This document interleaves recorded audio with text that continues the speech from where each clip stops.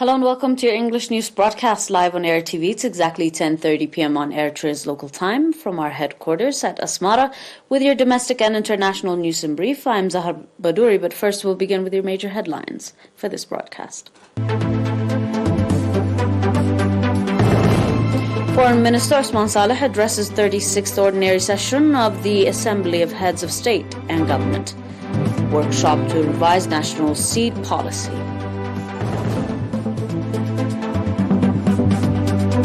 Russia and Ukraine invites Biden, arrives in Kyiv on surprise visit. Burkina Faso announces French army operation officially over.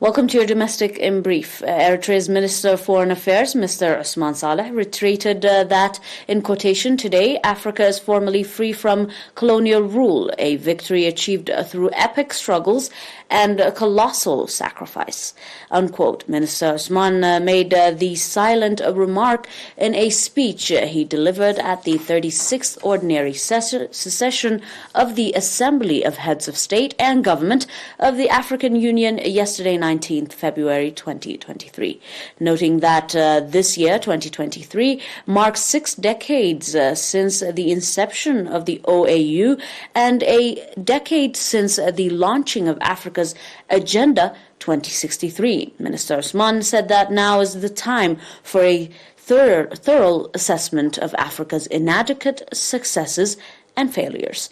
The minister added that the dream of a united, strong and prosperous Africa has endured despite daunting internal challenges and relentless external intervention and exploitation. Africa, in quotation, is not where it should be, and it remains ravaged by conflicts and wars, many of them externally fueled, and our initial targeted years to silence the guns 2020 has come and gone, unquote. Mr. Osman underscored, citing some of the current challenges Africa faced despite its abundant resources, such as food security, lack of critical infrastructure, poor educational and health system, and poverty.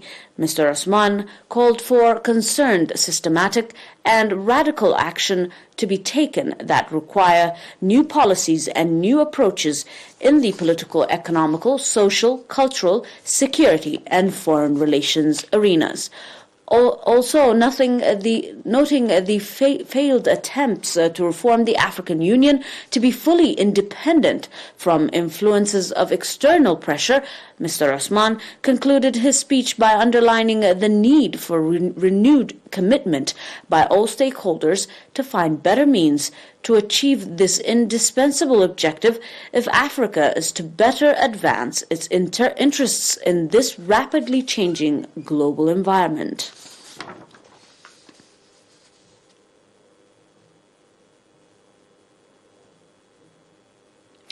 The Minister of Agriculture on 16th February organized a workshop with a view to revise the existing national seed policy.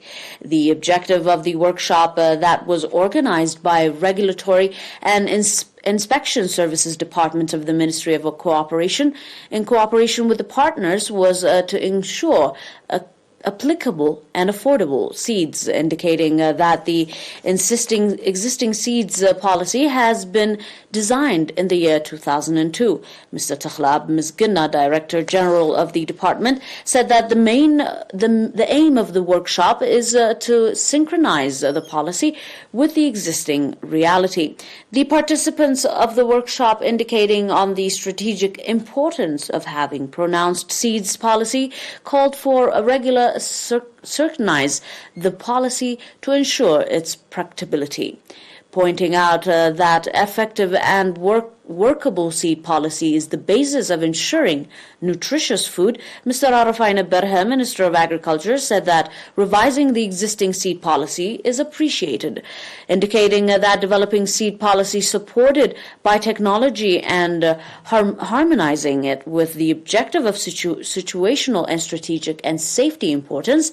Minister Arafina called on concerned institutions and experts to play due part in this endeavour.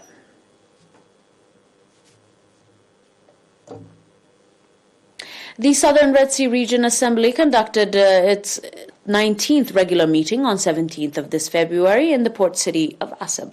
Commanding for a coordinated activity conducted, Mr. Ali Noor, chairman of the Assembly, called on the members of the Assembly to play a leading role in the implementation of the charted out development drives. At the meeting, activity reports were presented of the sectors of education, health, agricultural, and development, as well as potable water supply. The participants on the meeting conducted extensive discussion on the reports presented and adopted various recommendations, including for proper follow-up on potable water objects and encouragements of school-aged females to attend regular education. Speaking at the occasion, Ambassador Mohammed Said Mintai, governor of the region, commanding the strong participation the public demonstrated in the implementation of the development programs, presented charted out programs for the year 2023.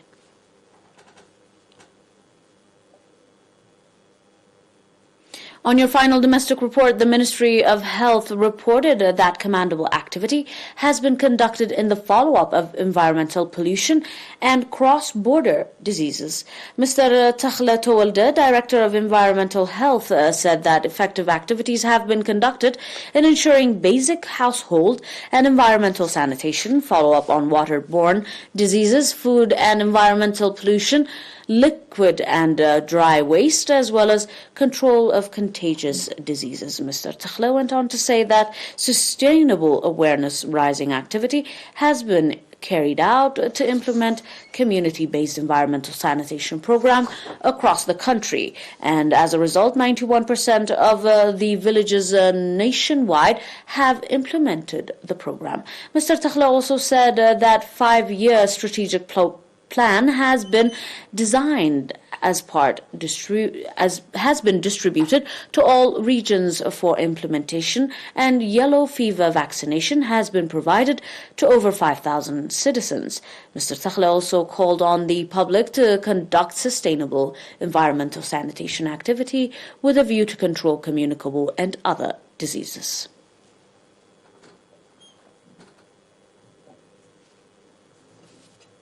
Do stay tuned for more on your global report after this short break.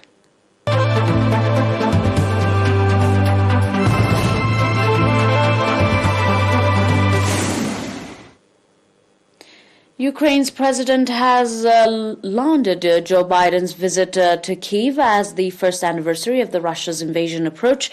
However, Vladimir Zelensky said in a post on Telegram that Joseph Biden welcomed President Biden to Kyiv and said that His Excellency's visit is of extreme importance, signing off support to all Ukrainians. The U.S. leader's visit comes at a crucial moment in the war as Biden looks to keep allies undefined in their support for Ukraine, with the war expected to intensify in the coming months as both sides prepare for anticipated spring offensives.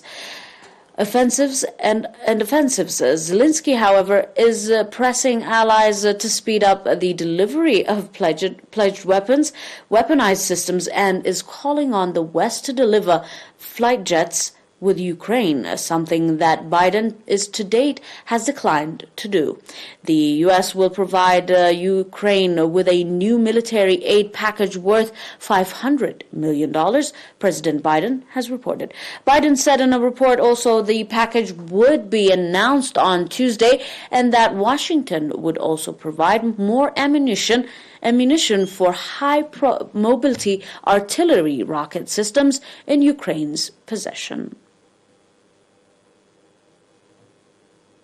Burkina Faso announced on Sunday that operations by the French army in the jihadist-hit Western African state were officially over after bilateral relations soared in recent months. Senior officers from Burkina and French forces in the country held a flag-lowering ceremony to mark the occasion at a camp on the outskirts of the capital, Ouagadougou, on Saturday. Burkina Faso Faso and Burkina's army said in a statement last month, France confirmed it would withdraw its contingent of hundreds of troops stationed in Burkina Faso after the junta ruled the Sahel country demanded the force pull out within 4 weeks. The request came days after Burkina's Prime Minister Apollinaire Kailem de Tembela declared Russia to be a responsible choice of new partner in the anti-jihadist fight. Following the announcement, however, a government spokesman, Jean Emmanuel, told broadcaster ERi-TV in a quote, "This does not mean the end of diplomatic relations between Burkina Faso and France." Some of the troops left days after the announcement. Their departure marks another significant step in the scaling down of France's military presence within the region. The junta in neighboring Mali also insisted French troops leave, and in the year 2022, French President Emmanuel Macron ended the anti-jihadist Burkina mission thereafter a decade. Dear viewers, that's all for now with your domestic and international news in brief. Until we are back with some more news, stay and enjoy the rest of our programs, and do stay tuned for more of your reports on the domestic and international line. But until then, these are a recap of your today's Heads Up major headlines. Foreign Minister Osman Saleh addresses the 36th Ordinary Session of Assembly. Workshop to revise national seed policy, and more on your domestic. Russia and Ukraine live. Biden arrives in Kyiv on a surprise visit. Burkina announces French army operation, officials over.